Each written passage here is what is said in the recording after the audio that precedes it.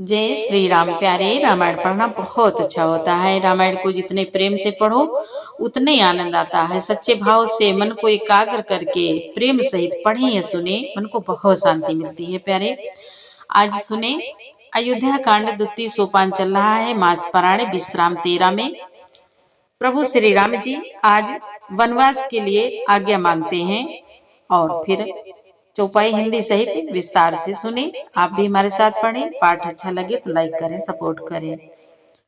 कल के पाठ में सुनाया कि सुमंत्र जी से कैकेयी कहती है प्रभु श्री राम जी को बुला के ले आओ।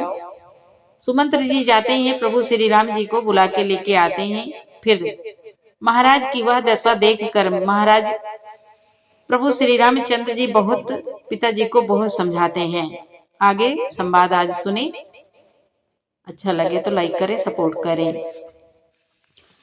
गोस्वामी तुलसीदास जी कहते हैं, जो कथा भगवान भोलेनाथ ने मां पार्वती जी को सुनाई थी वही संवाद, वही कथा भगवान भोलेनाथ ने जो मां पार्वती जी को सुनाई थी वही संवाद मुनि भरद्वाज जी को मुनि याज्ञवल्क्य जी सुना रहे हैं। प्यारे सुने।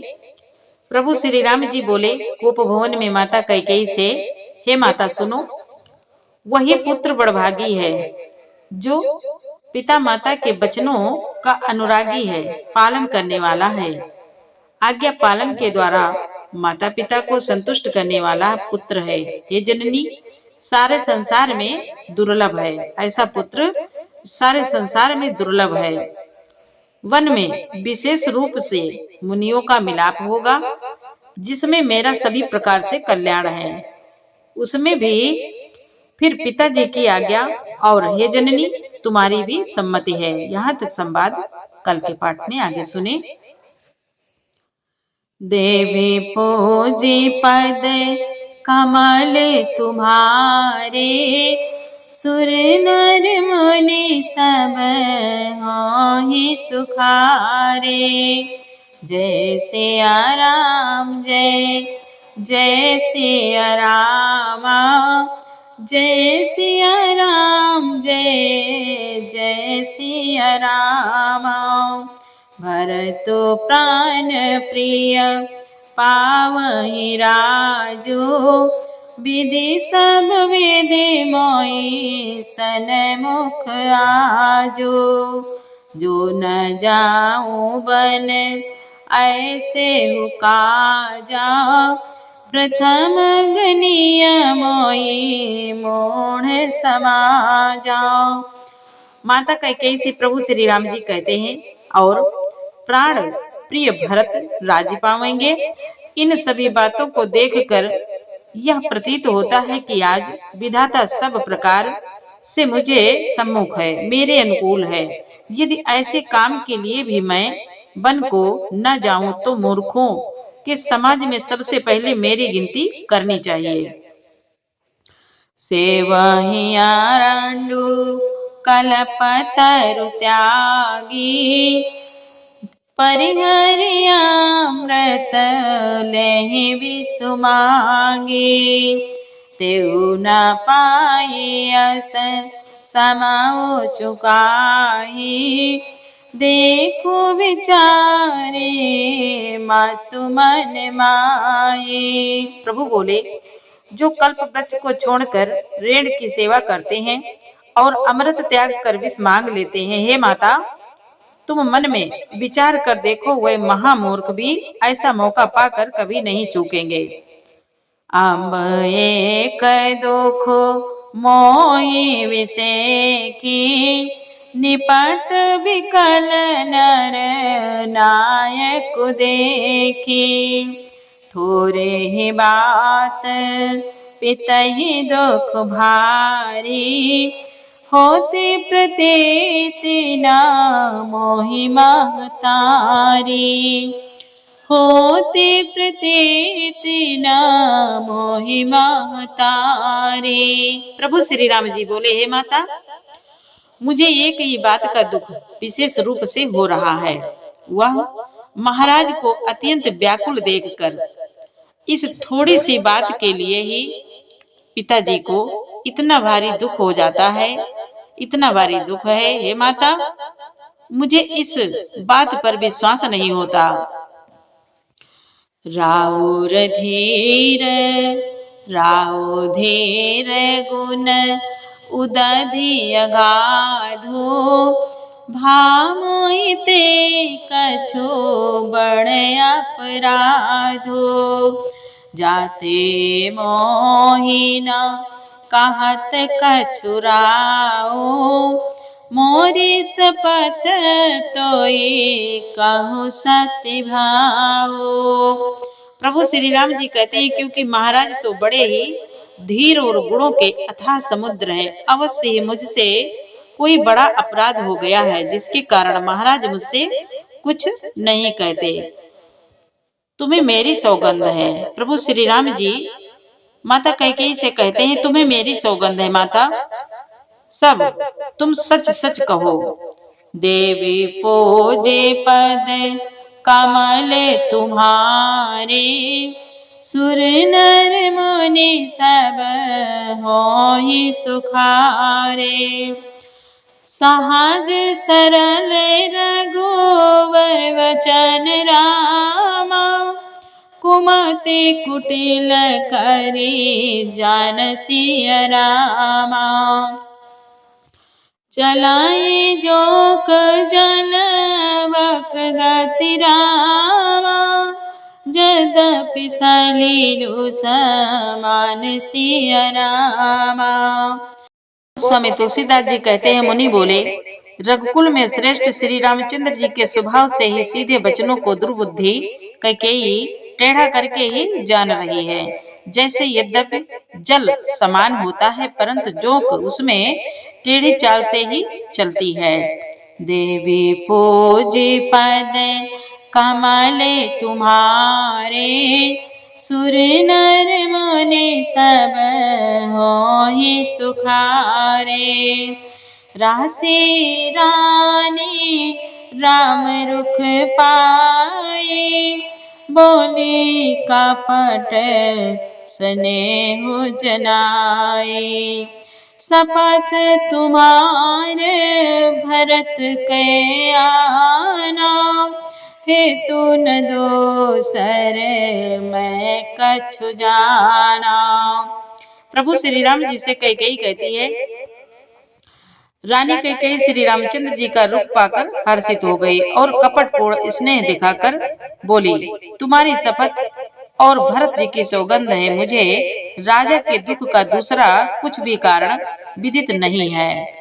तुम अपराध जो गुण हिताता जननी जनक बंधु सुखदाता राम साते सब जो कछु कहा हो तुम पितु तो बचन रत आहा हो।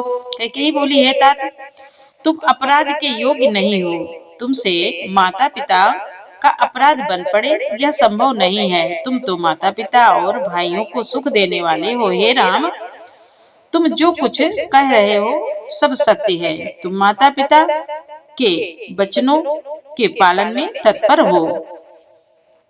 पिता ही बुझाए कहो बल सोई चौथे पन जही अजसो न होई तुम सम सुवन सुकृत जय दीने उचित नता सो निरादर कीने।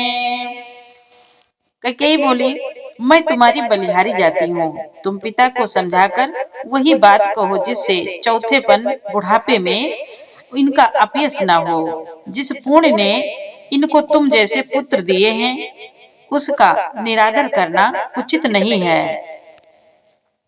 लागहि को मुख बचन शुभ कैसे लागहि को मुख बचन शुभ कैसे मगह गया दिक तीरथ जैसे राम ही मातो बचन सब भाए जिम सुर सरे गत सलील सुहाए, जिम सुर सरे गत सलील सुहाए। मुनि बोले, कैकेयी के बुरे मुख में ये शुभ वचन कैसे लगते हैं? जैसे मगध देश में गया आदि के तीर्थ श्री रामचंद्र जी को माता कैकेयी के सब वचन ऐसे अच्छे लगे जैसे गंगा जी को पाकर, गंगा जी में पाकर अच्छे बुरे सभी प्रकार के जल शुभ और सुंदर हो जाते हैं। देवी पूजे पद कमल तुम्हारे, सुर नर मुनि सब होहि सुखारे। मुनि बोले, कैकेयी के बुरे मुख में ये शुभ वचन कैसे लगते हैं? जैसे मगध देश में गया आदि तीर्थ श्री रामचंद्र जी को माता कैकेयी के सब वचन ऐसे अच्छे लगे जैसे गंगा जी में जाकर अच्छे बुरे सभी प्रकार के जल शुभ और सुंदर हो जाते हैं। देवी पूजे पद कमल तुम्हारे, सुर नर मुनि सब होहि सुखारे। गई मोर छारा मैं सुमेर रामा, रपो फिरे करवट लीन सिया रामा। सचिव राम आगमन कहि रामा, विनय समय सम कीन सिया रामा। मुनि बोले, इतने में राजा की मूर्छा दूर हुई। उन्होंने राम का स्मरण करके राम राम कहकर फिर करवट ली। मंत्री ने श्री रामचंद्र जी का आना कहकर समयानुकूल विनती की। देवी पूजे पद कमल तुम्हारे, सुर नर मुनि सब होहि सुखारे। अवनी पया कानी राम पगुधारे, धरि धीर जो तब नयन उघारे। सचिव समारे राहु बैठारे, चरण परत रप राम निहारे। मुनि बोले, जब राजा ने सुना कि श्री रामचंद्र जी पधारे हैं तो उन्होंने धीरज धर के नेत्र खोले। मंत्री ने संभाल कर राजा को बैठाया। राजा ने श्री रामचंद्र जी को अपने चरणों में पड़ते प्रणाम करते देखा। लिए स्नेह बिकल और लाई, गए मन मन फनिक फिर पाए। राम ही चेताए रहो नर नाहो, चला विलोचन बारी प्रवाहो। स्नेह से विकल राजा ने श्री राम जी को हृदय से लगा लिया, मानो सांप ने अपनी खोई हुई मणि फिर पाली हो। राजा दशरथ जी श्री रामचंद्र जी को देखते ही रह गए। उनके नेत्रों से आंसुओं की धारा बह चली। शोक विवश कछु कहे न पारा, हृदय लगावत बारहि बारा। विधि मनाव राव मन माही, जहि रघुनाथ न कानन जाहि। उन्हें बोले, शोक के विशेष वश होने के कारण राजा कुछ कह नहीं सकते। वे बार बार श्री रामचंद्र जी को हृदय से लगाते हैं और मन में ब्रह्मा जी को मनाते हैं कि जिससे श्री रघुनाथ जी वन को न जाएं। सो मेरे महेशाही कहानी निहोरी, बिनती सुनो सदा शिव मोरे। आशुतोष तुम अवणर दानी, आरती हरो दीन जनु जाने। मुनि बोले, महाराज दशरथ फिर महादेव जी का स्मरण करके उनसे निहोरा करते हुए कहते हैं, हे सदाशिव, आप मेरी विनती सुनिए। आप आशुतोष शीघ्र प्रसन्न होने वाले और ओढ़रदानी मुंह मांगा वर दे डालने वाले हैं, अतः मुझे अपना दीन सेवक जानकर मेरे दुख को दूर कीजिए। महाराज दशरथ जी कहते हैं, मुझे अपना दीन सेवक जानकर मेरे दुख को दूर कीजिए। देवी पूजे पद कमल तुम्हारे, सुर नर मुनि सब होहि सुखारे। तुम प्रेरक सब के हृदय रामा, सोमति राम ही देहु सिया रामा।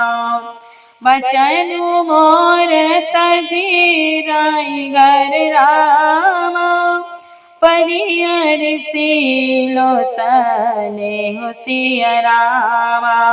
महाराज दशरथ जी भगवान भोलेनाथ से कहते हैं, आप प्रेरक रूप से सबके हृदय में हैं। आप श्री रामचंद्र जी को ऐसी बुद्धि दीजिए जिससे वे मेरे वचन को त्याग कर और शील स्नेह को छोड़कर घर ही में रह जाए। देवी पूजे पद कमल तुम्हारे, सुर नर मुनि सब होहि सुखारे। अजहु अजसो हो जग, अजसो हो जग, सुजसु नसाओ। नरक परो बरो सुरपुर जाओ, सब दुख दुसाहा सहावहु मोहि। लोचन ओट राम जन होई।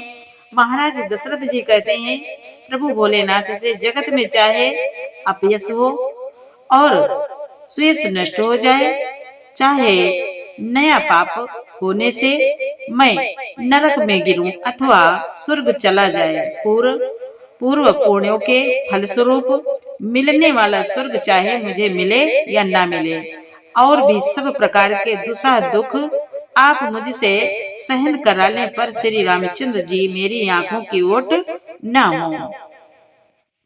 असमन गुनाए राव नहीं बोला, पीपर पात सरिस मन डोला।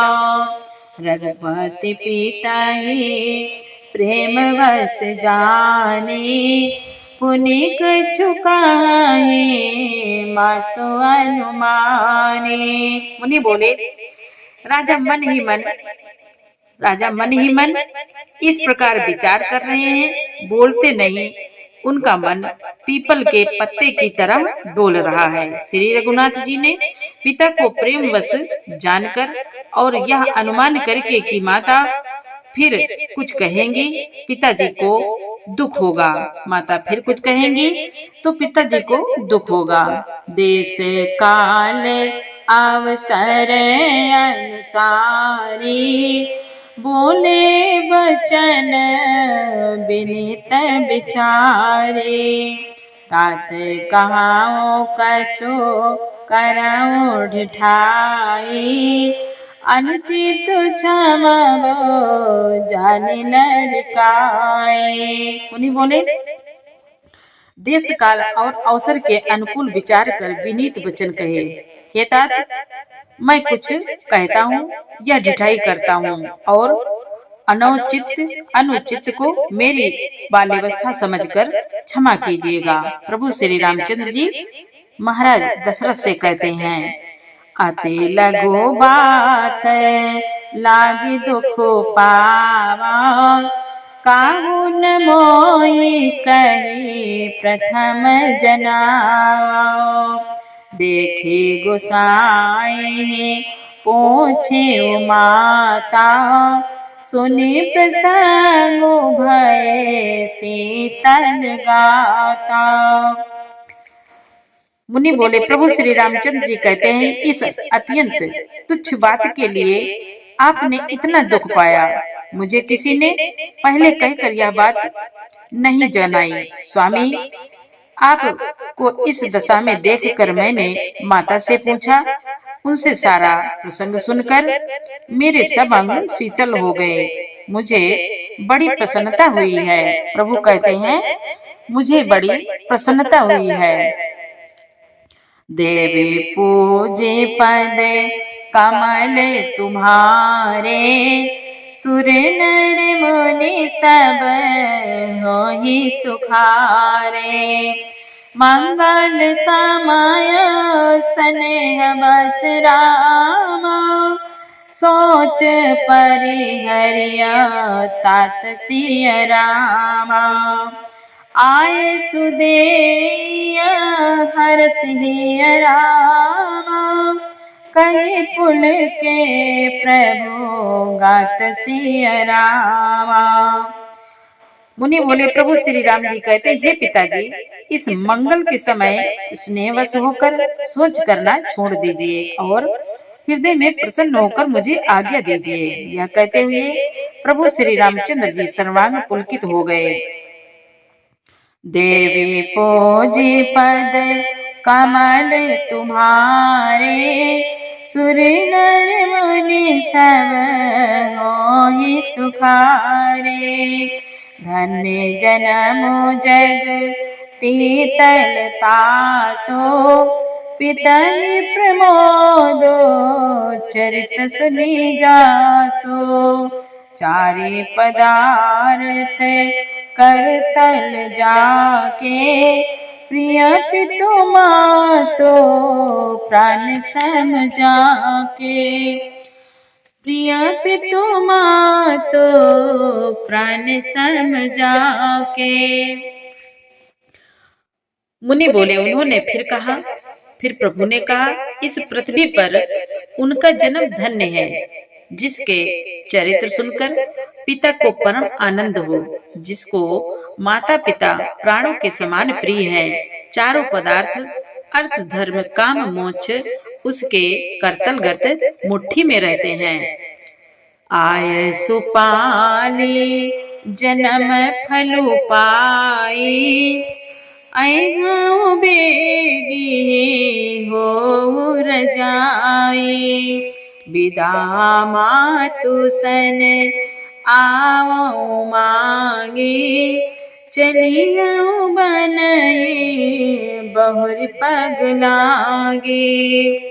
बोले, प्रभु श्री राम जी कहते हैं, आपकी आज्ञा पालन करके और जन्म का फल पाकर मैं जल्दी ही लौट आऊंगा, अतः कृपया आज्ञा दीजिए। माता से विदा मांगाता हूँ, फिर आपके पैर लगकर प्रणाम करके वन को चलूंगा। अस कहि राम गमनु तब कीन्हा, भूप शोक बस उतरु न दीना। नगर व्यापी गई बात सुतेछि, छुअत चढ़े जानो सब तन बेछी। मुनि बोले, ऐसा कहकर तब श्री रामचंद्र जी वहां से चल दिए। राजा ने शोकवश कोई उत्तर नहीं दिया। वह बहुत ही तीखी अप्रिय बात नगर में इतनी जल्दी फैल गई मानो डंक मारते ही बिच्छू का विष सारे शरीर में चढ़ गया हो। जैसे बिच्छू डंक मारती है तो शरीर भर में कितनी जल्दी चढ़ जाता है, उसी तरह ये बात पूरे नगर भर में फैल गई। सुने भय विकल सकल नर नारी, बेले बिटप जी में देखी दवारी। जो जहाँ सोनाए धुनई सिरो सोई, बड़ विषादु नई धीरज होई। मुनि बोले, इस बात को सुनकर सब स्त्री पुरुष ऐसे व्याकुल हो गए जैसे दावानल वन में आग लगी देखकर बेल और वृक्ष मुरझा जाते हैं। जो जहाँ सुनता है वह वहीं सिर धुनने पीटने लगता है। बड़ा विषाद है, किसी को धीरज नहीं बंधता।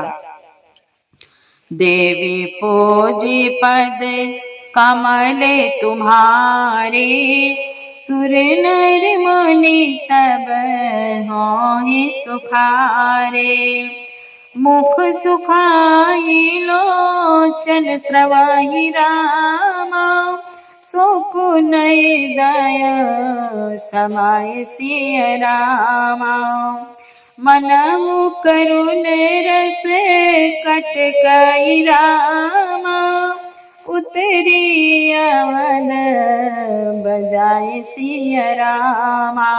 मुनि बोले, सबके मुख सूखे जाते हैं, आंखों से आंसू बहते हैं, शोक हृदय में समाता नहीं, मानो करुणा सागर की सेना अवध पर डंका बजाकर उतर आई हो। देवी पूजे पद, करुणा रस की सेना डंका बजाकर अवध पर उतर आई हो। देवी पूजे पद कमल तुम्हारे, सुर नर मुनि सब होहि सुखारे। मिले ही माज विधि बात बेगारी, जहाँ ता दे कई गारी।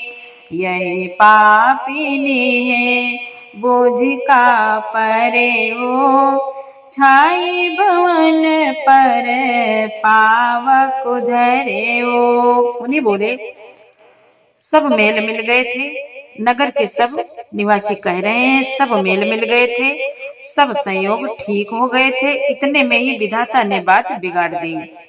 जहां तहां लोग कई को गाली दे रहे हैं, इस पापिनी को क्या सूझ पड़ा जो इसने छाए घर पर आग लगा दी। निज कर नयन काढ़ी चाह देखा, डारे सुधा विसु चाहत चीखा। कुटिल कठोर को बुद्धि अभागी, भई रघुवंश बेनु बन आगे। भई रघुवंश बेनु बन आगे। सब कहते हैं, यह अपने हाथ से अपनी आंखों को निकाल कर आंखों के बिना ही देखना चाहती है। अमृत फेंक कर विष चखना चाहती है, अमृत फेंक कर विष चखना चाहती है। यह कुटिल कठोर कुबुद्धि और अभागिनी कैकेयी रघुवंश रूपी बांस के वन के लिए अग्नि हो गई। पालव बैठी पेड़ यही काटा, सुख मऊ शोक ठाटु धरि ठाटा। सदा राम यही प्राण समाना, कारण कवन कुटिलपन ठाना। मुनि बोले, सब कहते हैं, पत्ते पर बैठकर इसने पेड़ को काट डाला, सुख में शोक का ठाट ठट कर रख दिया। श्री रामचंद्र जी इसे सदा प्राणों के समान, श्री रामचंद्र जी इसे सदा प्राणों के समान प्रिय थे, फिर भी न जाने किस कारण इसने यह कुटिलता ठानी। सत्य कहाई कवि नारी स्वभाव, सब विद्या गहो अगाध दुराओ। निज प्रतिबिंबो बर को गहि जाई, निज प्रतिबिंबो बर को गहि जाई। जानी न जाए नारी गति भाई। सब लोग कहते हैं, कवि सत्य ही कहते हैं कि स्त्री का स्वभाव सब प्रकार से पकड़ में आने योग्य अथाह और भेद भरा होता है, आने योग्य अथाह भेद भरा होता है। अपनी परछाई भले ही पकड़ ले, पर भाई स्त्रियों की गति चाल नहीं जानी जाती। देवी पूजे पद कमल तुम्हारे, सुर नर मुनि सब होहि सुखारे। काहन पाव को जार सक रामा, कान समुद्र समाय सिया रामा। कान करे अब लाप बल रामा, के जगु कालो न खाए सिया रामा।